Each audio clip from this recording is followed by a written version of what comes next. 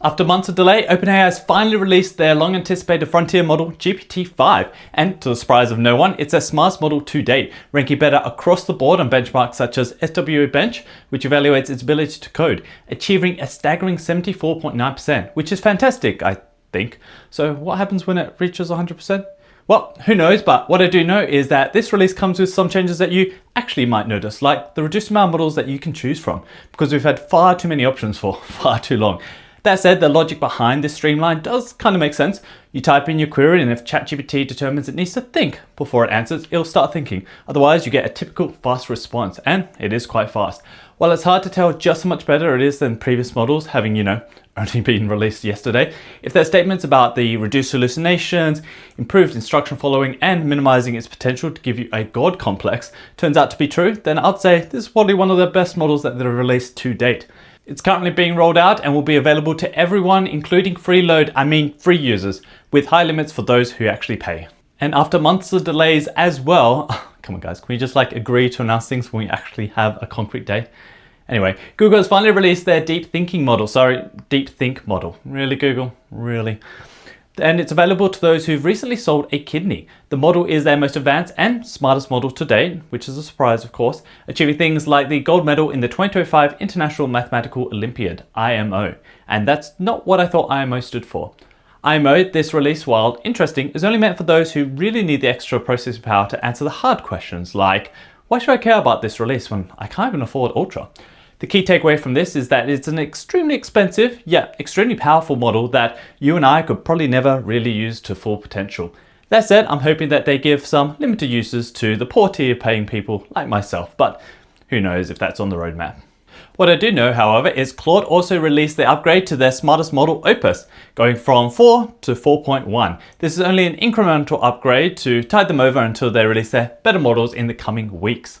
I'm assuming, 4.2.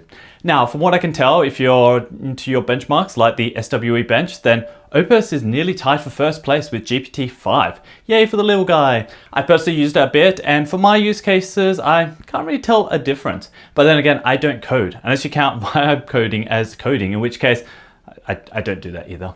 I'm looking forward to what they're defining as substantially larger improvements, as Opus is already pretty damn good. And after decades of trying, OpenAI, Google, Anthropic are finally on the US list of approved vendors. Though, disclaimer, I don't actually know how long they've been trying, but it didn't actually say so in the article, so.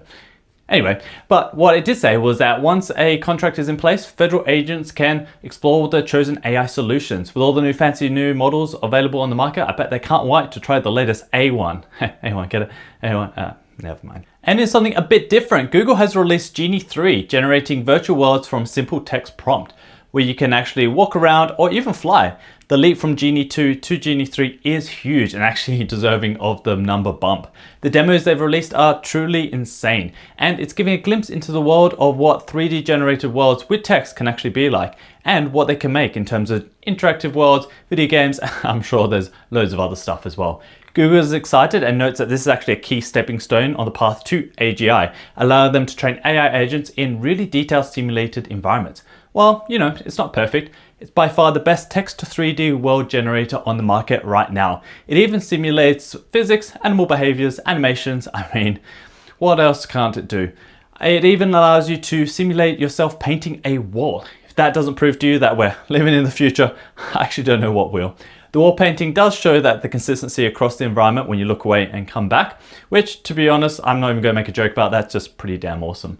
Personally, I can't wait for Genie 4 now. I know, Genie 3 just came out. But if we see the leap from 2 to 3 in 3 to 4, then the fictional movie Ready Player One is just about to turn into non-fiction. And xAI has released their new image and video generation tool, aptly named Grok-Imagine. I imagine they took a while to come up with that name. Now, while the model quality isn't that bad, it's pretty good. The reason it's being picked up by the mainstream media relates to its spicy mode, which enables users to generate specifically sexual explicit content, which I can't show her here as for obvious reasons, but you just gotta trust me on this, or go a subscription and see for yourself. The biggest one being that Taylor Swift nude deepfake. I'm not quite sure why that happened, but I do know that I wouldn't want to be the company behind the creation of a new celebrity deepfakes. And Adobe has released some really cool AI features to Photoshop, and one that I'm most interested in is Harmonize, which helps you seamlessly embed objects into an image to make it look like it was there all along. See, I didn't miss your sister's wedding. I was there all along. You just don't remember. This is arguably a big deal, as manually adjusting an object's color, lighting, shadows is a really tedious process and questionable results at the end of it. Typically hard to do unless you're a Photoshop pro. And aside from this, they've also released generative upscale and improved image removal tool. So you can make an image of a higher quality before removing the people in it. Vogue has started to experiment with AI generated models after teaming up with a company called La La Land. There's too many laws for today. They've created what's called a diverse set of digital fashion models to create more inclusive ads. It appears you now need to start using AI models to be truly inclusive. There's been, as you may expect, some strongly worded feedback on this. It's not quite clear if this is just the beginning of AI models at Vogue, but considering how much cheaper and faster they can turn around product shoots, it's hard to see them totally abandoning the idea. Lastly, we have Unitree back in the news for releasing the most affordable humanoid robot to date. The R1 is priced at $5,900 USD. I mean, that's just walking around money, really. For that price, you get a robot that can do handstands, run down hills, play dead, and even punch the air. Or, someone who's really annoying you. Come on, Greg, you saw I was going to park there. Just you wait till I get my R1. Either way, I'm not quite sure I would walk past a humanoid robot that is capable of just randomly punching the air, but I'm just old-fashioned. What isn't old-fashioned is this week's breakdown of AI news. You know the drill. Like, subscribe, and I'll see you next week.